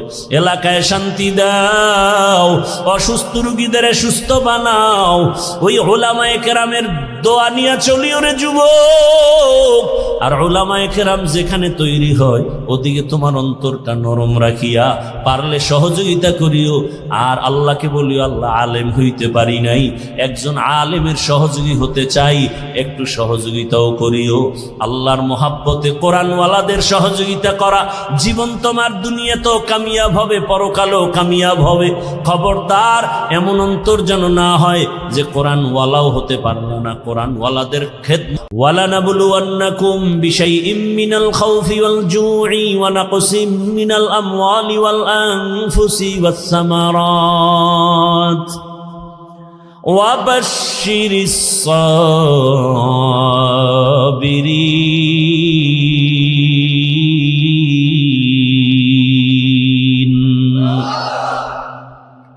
আল্লাহ পাঁচটা জিনিসের দ্বারা পরীক্ষা নিয়া যাকে বেশি মোহাব্বত করবেন তার পরীক্ষা বেশি কঠিন হবে। আল্লাহ বেশি মোহাব্বত করেন ঈমানওয়ালাদের, মানুষের মধ্যে যারা ঈমানওয়ালা। আবার ঈমানওয়ালাদের ভেতর আল্লাহ তাদেরকে বেশি মোহাব্বত করেন যারা ঈমানের সাথে আমল করে। আবার ঈমান ও আমলওয়ালাদের মধ্যে আল্লাহর কাছে আরো বেশি প্রিয় তারা যারা আমল আর ঈমানের মধ্যে তাকওয়া আছে, তাকওয়া, শিরিকের কোনো গন্ধ নাই। গোটা দুনিয়ার ভিতরে তাকওয়ার মানদণ্ডে শ্রেষ্ঠ আল্লাহর প্রিয় মোহাব্বতের যারা, তারা হলেন আম্বিয়ায়ে কেরাম। আর সব নবী রসুলের মধ্যে শ্রেষ্ঠ রহমাতুল্লিল আলামিন। আর উম্মতের মধ্যে আমরা আখিরি নবীর উম্মত আল্লাহর কাছে বড় প্রিয়। আল্লাহ তাআলা বলেন, আমি পরীক্ষা নিব মুসিবতের দ্বারা। আর এই পরীক্ষায় যদি পাশ করতে চাও, এক পুঁজি লাগবে, যেই পুঁজি না থাকলে পাশ করা যাবে না। ওই পুঁজির নাম হলো ধৈর্য। যাদের ধৈর্য নাই তারা কোনোদিন কামিয়াব হতে পারবে না। এই ধৈর্য আবার তিন প্রকার: ইবাদতের বেলায় ধৈর্য, মুসিবতের বেলায় ধৈর্য, গুনাহের বেলায় ধৈর্য। আপনার যদি ধৈর্য না থাকে, এই প্যান্ডেলে মোনাজাত পর্যন্ত থাকা আপনার জন্য সম্ভব হবে না। যাদের ধৈর্য আছে তারাই থাকবেন। ধৈর্য যদি থাকে সে বয়ান শুনতে পারে, ধৈর্য না থাকলে পারে না। ইবাদতের বেলায় ধৈর্য, মুসিবতের বেলায় ধৈর্য, গুনাহের বেলায় ধৈর্য। এই ধৈর্য বড় দামি এক সম্পদ। স্বামী আর স্ত্রী বড় ভালোবাসার জিন্দেগি পরিচালনা করতেছে। একদিন স্ত্রী স্বামীকে জিজ্ঞাসা করে, ও স্বামী, তুমি আমাকে কেমন মোহাব্বত করো, ভালোবাসো? বলে সীমাহীন। বলে কেমন? কয়, তুমি আমার জীবন, আমি তোমার জন্য যা চাও তাই দিব। খেয়াল করতেছেন?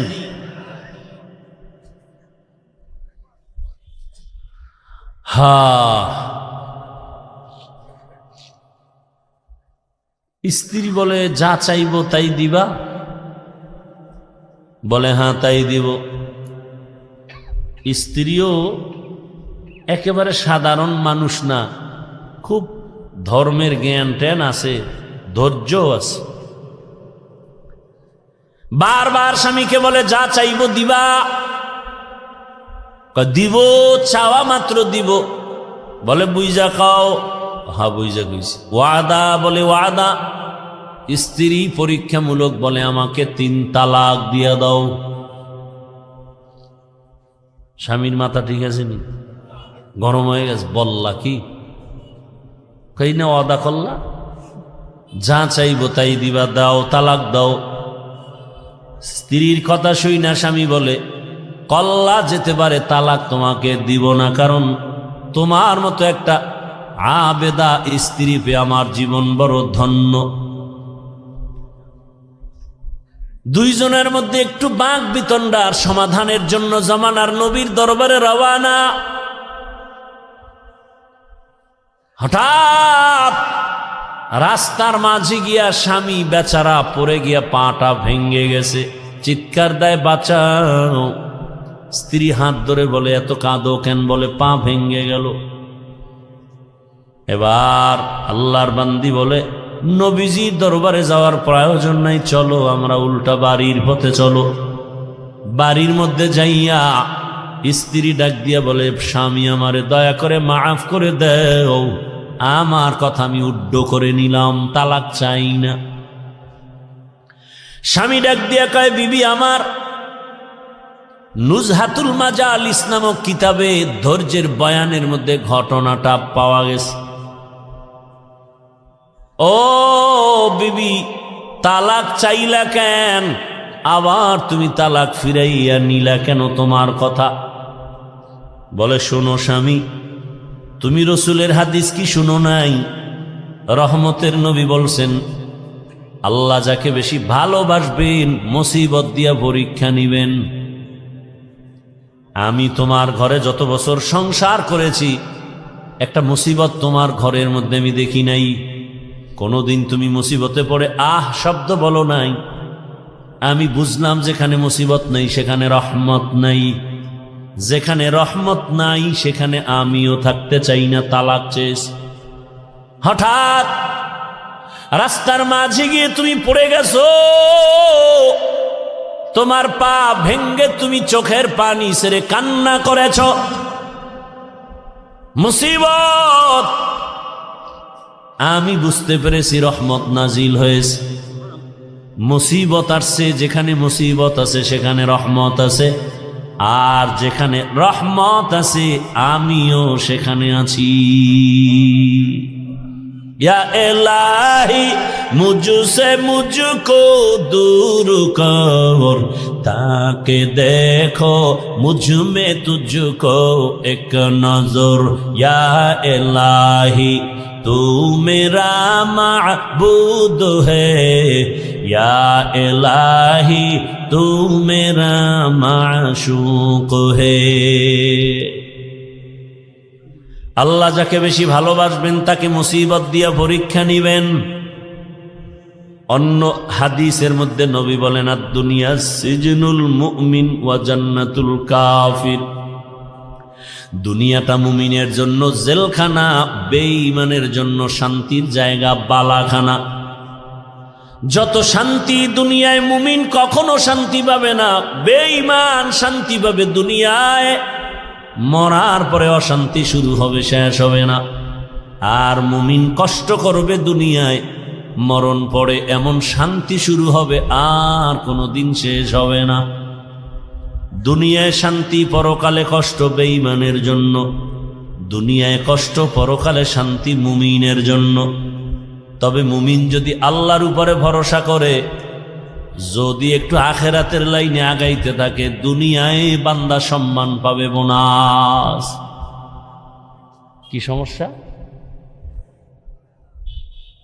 ভাইরা আমার? আল্লাহ যাকে বেশি মোহাব্বত করেন তাকে মুসিবত দিয়া পরীক্ষা নেন। এই রকম হাজার উদাহরণ যদি টানি সারা রাত চলে যাবে। আমার রহমতের নবী, যার কোনো গুনাহ নাই, সন্দেহ করলে ঈমান চলে যাবে। আল্লাহ যাকে স্পেশাল করে বানাইছেন, মুসা নবী আল্লাহর বন্ধু, ঈসা নবী আল্লাহর। এই উঠা বসা করেন কেন? এই না, উঠার ব্যারাম থাকলে ঢুকছেন কেন? বাহিরে দাঁড়ায় দাঁড়ায় বয়ান শুনতেন, বিড়িটাই না আবার আসতেন। এত বুঝানোর পরেও নিজেরও ক্ষতি করেন, উম্মতেরও ক্ষতি করবেন। আপনার দীর্ঘ টাইম বসার অভ্যাস না থাকলে আপনি কেন বসেন ভিতরে? আপনি বাহিরে চেয়ার দিয়ে বসে বসে বয়ান শুনেন। আমি তো শুরুতেই বলছি, আমি বয়ান তো ওই গতানুগতিক ওই বক্তা হিসাবে বয়ান করি না, কলিজার ভালোবাসা দিয়ে বয়ান করি। মুখস্থ বয়ান না, আল্লাহর উপরে ভরসা করে বলতেছি। কি বয়ান করব তা তো আমি রেডি করে আসি নাই। আউজুবিল্লাহ ঢুকছি, জেহেন ঘুরাইছি, কি আয়াতটা পড়ব। এই বছর এই আয়াত দিয়ে বয়ান শুরু করি না, আজকে পড়ে ফেললাম। আজকে এই আয়াতটা নতুন পড়লাম। অন্য বছর এই আয়াতের উপরে অনেক বয়ান করেছি। এরপরে আয়াতের উপরে কি বয়ান হবে তাও তো আমার জানা নেই। একের পর এক কথা আসতেছে আসতেছে আসতেছে। বক্তার এলেমের বাহাদুরিতে বয়ান হয় না, ভালো করে মনে রাখবেন। ছোট ছোট কিছু কথা বলি মনে রাখবেন। বক্তার আমল আর এলেমের বাহাদুরিতে ওয়াজ হয় না। এর মূল চাবি আল্লাহর রহমত আর অন্তরে শ্রোতাদের অন্তরের ভালোবাসা, মোহব্বত। এই দুইটা এক থাকলে বয়ান হয়। আপনারা আমার বয়ান বের করার ফোকাস। এখন ওইটা বুঝাইতে গেলে আরো যাইবে 20 মিনিট। একজন উঠছে, দিছে ব্যাস লাগায়, আমার নজর তো চারোদিকে। কে হাত উঠায়, কে বসে, কে ঘাড় এদিক সেদিক করে, নজর তো দিক চলে যায়। পারি না, আমার এই অভ্যাসই নেই, করবো না বয়ান। আপনারা শুনতে চান না, আমার ঠেকাটা কি? হেদায়েতের মালিক তো কোনো বান্দার হাতে আল্লাহ চাবি দেন নাই, এত পেরেশানি কেন? বৈশেই তো সেই বয়ান করছে। রসুলের মতো ব্যক্তির বয়ানে আবু জাহিল্লা বাচ্চা যদি কালেমা না পড়ে, আমি কে? রসুলের বয়ান, যার চেহারা দেখলে গুনাহ মাফ, সেই রসুলকে টানা 13 বছর দেখার পরে যে বেঈমান কালেমা পড়ে না, আমি কে? আমি তো মানুষই না। বক্তা হয়েছি ঠিক, মাওলানা হয়েছি ঠিক, মানুষ হতে পারি নাই। মানুষ হওয়া ভিন্ন জিনিস। আর রহমান আল্লামাল কুরআন খলাকাল ইনসান, এই বয়ান যেখানে করেছি সেখানে বলেছি মানুষ কাকে বলে। আল্লাহ বলছেন মানুষ কারা? এই মানুষ আল্লাহর কাছে মানুষ না, আল্লাহর দরবারের মানুষগুলো আলাদা। কোন মানুষ? আল্লাহ বলে দিছেন আর রহমান আল্লামাল কুরআন খলাকাল ইনসান। বিস্তারিত এখানে আলোচনা। আল্লাহর কাছে কোন মানুষ জান্নাত পাবে? মাগরিবের পরে বয়ান করছি গোপালগঞ্জের একটা এলাকায়, ভরপুর মানুষ। সেখানে একটা হাদিস বলছি, যেহেতু কথা টানে চলে আসছে 1 মিনিটে শুধু একটু বলতেছি। আবু হুরায়রা রাদিয়াল্লাহু তাআলা আনহু থেকে একটি সহিহ হাদিস বর্ণিত। হাদিসের হাও জানে না, সহি সহেলা এলাফায়। রসুল কোনদিন বলে যান না এই হাদিস সহি, এটা সহি না। এটা বর্ণনাকারী মুহাদ্দিসিনে কেরাম তাদের মতামত। রসুল যদি একটা ছোট্ট বিন্দু কথা বলেন, সেটাও আমার কাছে 7 আসমান 7 জমিন থেকেও দামি। সেই ভালোবাসা থাকতে হবে রসুলের প্রতি। আবু হুরায়রা বলেন, কিয়ামতের দিন 3 জন ব্যক্তি সবার আগে জাহান্নামে ঢুকবে। সবার আগে 3 জন। 3 জন মানে 3 দল। কয় দল? কিন্তু ব্যক্তি হিসাবে উল্লেখ 3 জন। কেমন 3 জন? দুনিয়ার সব জ্ঞানীরা বলবে এরা 3 জন জান্নাত যাবে বিনা হিসাবে। কিন্তু আবু হুরায়রা বলেন, রসুল বলেছেন 3 জন সবার আগে জাহান্নামে ঢুকবে। আবু হুরায়রা এই হাদিসটা বলতে গিয়া একজন সাহাবীকে শুনাইতে গিয়া 3 বার বেহুশ হয়ে গেছেন। কয়বার? 3 বার বেহুশ হয়ে গেছেন। সেই 3 ব্যক্তিকে দুনিয়ার জ্ঞানীরা বলে তারা বিনা হিসাবে জান্নাতি, আর আল্লাহ বলবে শিকল লাগায় জাহান্নামে ঢুকা। এর মধ্যে প্রথম ব্যক্তি যুদ্ধের ময়দানের গলা কাটা শহীদ, যে ইসলামের ময়দানে কাফেরের মোকাবেলায় যুদ্ধ করে শহীদ, আল্লাহ তাকে বলবে রে জাহান্নামে ঢুকা। দ্বিতীয় আমার মতো মাওলানা, আল্লাহ বলবে এই মাওলানা দিকে, দুনিয়ার মানুষ তোর বয়ান শুনছে, তোরে এলেম দিছিলাম, কি করছো? আল্লাহ যে ওয়াজ করছি, দাওয়াত দিছি। মানুষ তো তাই জানে, আমি তো ভিতরেরটা জানি। মানুষ তো তোর উপরেরটা জানে, আমি তো ভেতরেরটা জানি। তোরে আল্লামা না লেখলে মনে কষ্ট পাইতি, কেউ জানতো না, আমি জানি। কি এই রোগ নাই? নামটা কেন নিচে হয়েছে? এই রোগ আছে। নাম কেন ছোট হলো, বড় হলো না? মনে তোর কষ্ট কেউ জানে না, আমি তোর অন্তরের খবর জানি। আরো কথা বলার সুযোগ নাই। আল্লাহ বলবে, এই জাহান্নামের ফেরেশতা ধর এই মাওলানারে, জাহান্নামের ভেতরে ঢুকা। শহীদেরাও জাহান্নামে, মাওলানাও জাহান্নামে। 3 নাম্বার ব্যক্তি হবে যারা মাদ্রাসা মসজিদে দান সৎকা করে, কইবে ধর।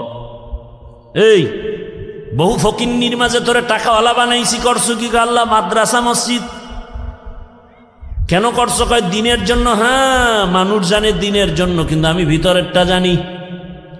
50,000 টাকা দান কইরা চায়ের দোকানে চাপাবাজি করছো, পুরা মসজিদ তুই কইরা দিছ। তোর নামে আলহাজ না লাগাইলে মাথা গরম। দান করার পরে তোকে মারহাবা না বলার কারণে তোর মেজাজ গরম, পারো না টাকা ফিরাই নিয়ে যাও। জাহান্নামের ফেরেশতাই নাফরমানের ধর, জাহান্নামের শিকল লাগায়া জাহান্নামে নাও। ও আমার প্রিয় বাবারা, যুবক, পর্দার আড়ালের মা বোনেরা, বৃদ্ধ বাবাজিরা, শহীদের হালাত যদি এমন হয়, মাওলানাদের হালাত যদি এমন হয়, মাদ্রাসা মসজিদ করনেওয়ালা দানবীরের হালাত যদি এমন হয়, একটু একটা মিনিট চিন্তা করেন আপনার আমার উপায় কি হবে। জিন্দেগি মে বন্দগি তু করনা হে, जिंदगी में बंदगी तू करना है, जिंदगी बे बंदगी शर्मिंदा है, जिंदगी बे बंदगी शर्मिंदा है। दुनिया में हो दुनिया का तलबगार न हो,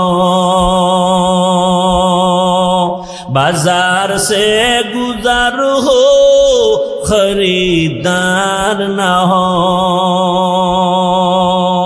ये दुनिया एक मिसले कागज फूल है, ये दुनिया एक मिसले कागज फूल है। जिंदगी में बंदगी तू करना है, जिंदगी बे बंदगी शर्मिंदा है, जिंदगी बे बंदगी शर्मिंदा है। जिंदगी में बंदगी कुन बंदगी, बंदगी बे जिंदगी शर्मिंदगी। ভাইরা আমার, বলার সময় কই আল্লাহ তাআলা বলেন, আমি চাই না আমার আদরের কোনো বান্দা বান্দি জাহান্নামে যাবে। আল্লাহ কখনোই চান না কেউ জাহান্নামে যাবে। আল্লাহ চান না হিন্দুরা জাহান্নামে যাক, খ্রিস্টানেরা জাহান্নামে যাক, ইহুদিরা জাহান্নামে যাক। আল্লাহ মোটেই চান না। বলে তার প্রমাণ, আল্লাহ বলেন আমি সব সময় তওবার দরজা খুলে রাখছি। আয় কুল ইয়া ইবাদিয়াল্লাযীনা আসরাফু আলা আনফুসিহিম লা তাকনাতু মির রাহমাতিল্লাহ ইন্নাল্লাহা ইয়াগফিরুয যুনুবা জামিআ ইন্নাহু হুয়াল গফুরুর রহিম।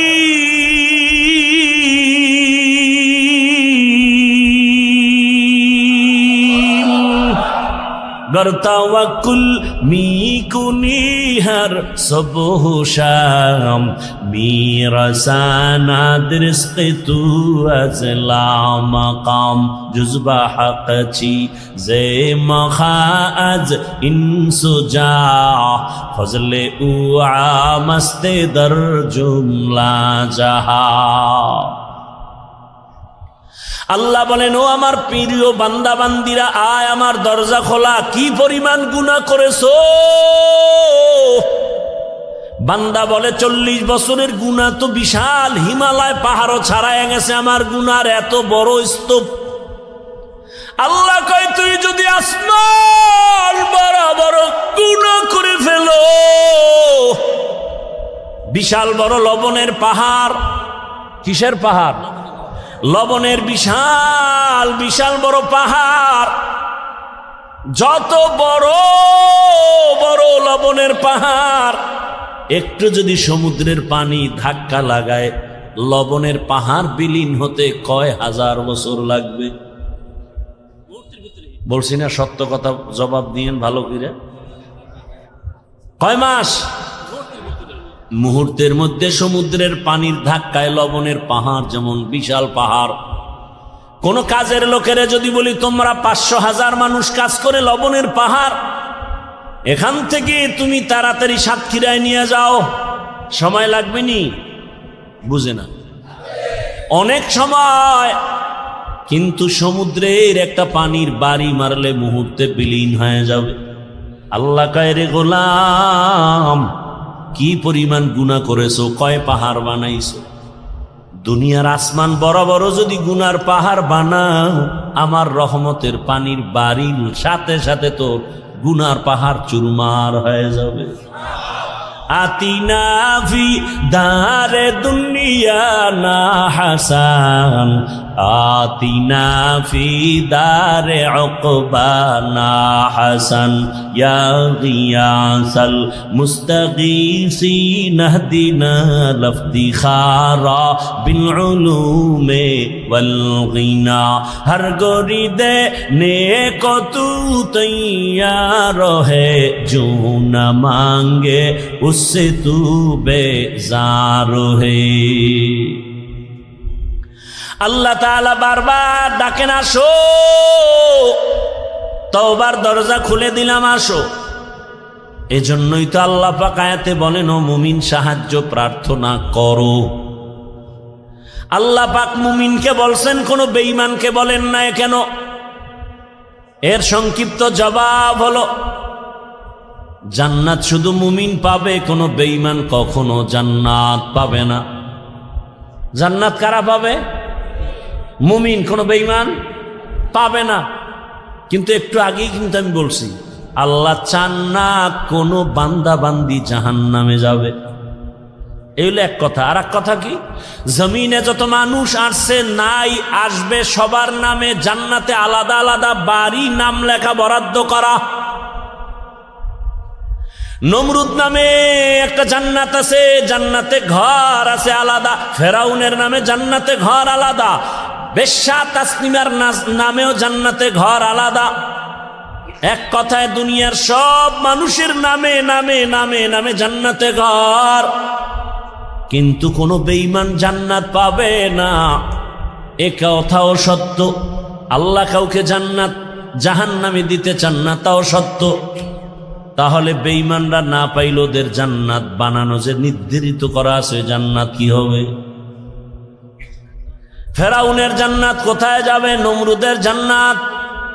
আল্লাহ বলেন, যারা আমার মুমিন, আমার ইবাদত যথার্থ করবে, আমি আল্লাহর নামের জান্নাত তো দিবই, বেঈমানের বানানো জান্নাত আমি আমার আদরের মুমিনদের বোনাস দিয়ে দিব।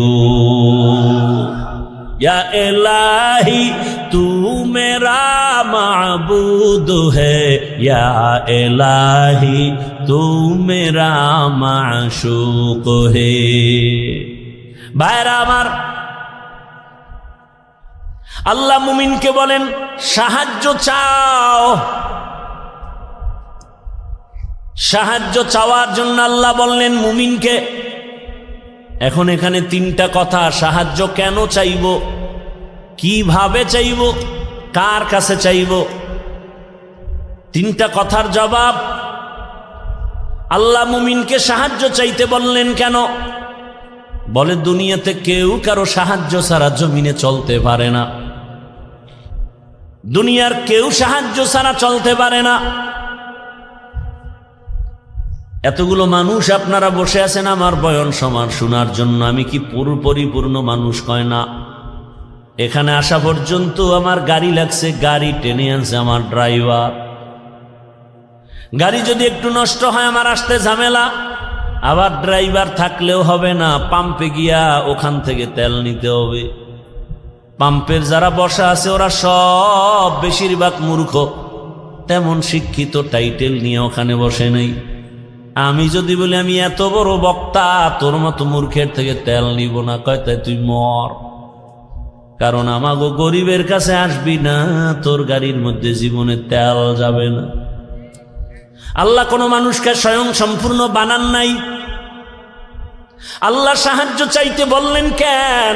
আল্লাহ তার এক জবাব দিয়া কোরআনে বলেন, ওয়া খুলিকাল ইনসানু যায়ীফা, আমি মানুষকে বড় দুর্বল করে বানাইছি, মানুষের মতো দুর্বল কোনো প্রাণী বানাই নেই। মানুষ এত দুর্বল, পিপিলিকার কাছেও দুর্বল। আল্লাহর বানানো ক্ষুদ্র পিপিলিকার কাছে আমরা দুর্বল, একটা মশার কাছেও আমরা দুর্বল, মানুষের বানানো জিনিসের কাছেও মানুষ দুর্বল। 2 টাকা দামের একটা বেলেট বানাইছে মানুষ, ওই বেলেটের কাছেও সব মানুষ দুর্বল। কি এই যে স্থান বানাইছে মানুষ, এই মানুষ এই স্থানের বাড়ি খেয়া জাগাত নাই। ইট বানায় মানুষ, ইটের একটা টুকরা পড়ছে, জাগাত শেষ। তাহলে মানুষ নিজের বানানো বস্তুর কাছেও দুর্বল, আল্লাহর বানানো ক্ষুদ্র পিপিলিকার কাছেও দুর্বল। পিপিলিকায় যদি মেজাজ গরম করে, একটা বনিয়াদমরে ঘুমাতে দিব না, খাইতে দিব না, কোনো বনিয়াদম খাইতেও পারবে না, ঘুমাতে পারবে না। মশায় যদি আন্দোলন শুরু করে, আদম সন্তানের কপালে আর ঘুম জুটবে না। কি জিন্দেগি বরবাদ হয়ে যাবে। তাহলে আমরা মশার কাছেও দুর্বল, পিপিলিকার কাছেও দুর্বল, আমাদের মতো দুর্বল কোনো প্রাণী নাই। এই কথা যেমন সত্য, আমাদের মতো শ্রেষ্ঠ জমিনে কেউ নাই, এ কথাও সত্য। দুর্বল হইয়া আবার শ্রেষ্ঠ হয় কেমনে? ধৈর্য হবে শোনার। দুর্বল সে আবার শ্রেষ্ঠ হয় কেমনে? হ্যাঁ, দুর্বলতাটাই শ্রেষ্ঠত্বের কারণ। যেমন আপনাদের ঘরের মধ্যে শিশু বাচ্চা আছে, আবার বড় ছেলে মেয়েও আছে, ভালো করে বুঝেন।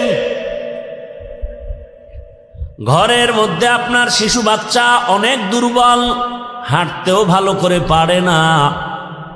খেয়াল করে দেখবেন 8 বছর পরে বাবা আসছে বাড়িতে বিদেশ থেকে, বা ঢাকার থেকে আসছে 1 বছর পর গ্রাম এলাকায়,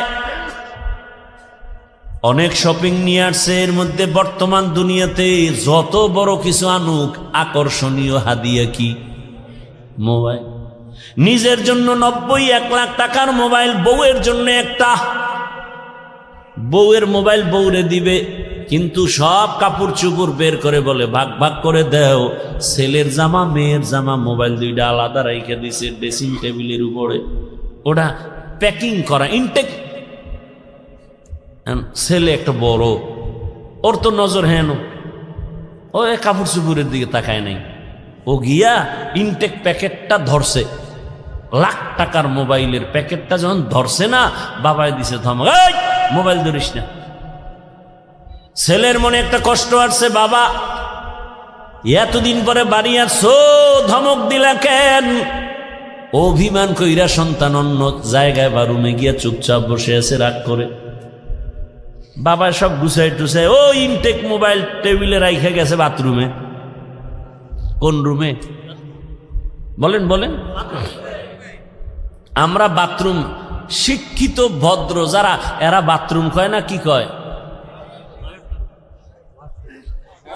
ওয়াশরুম। ওয়াশ কয়নি?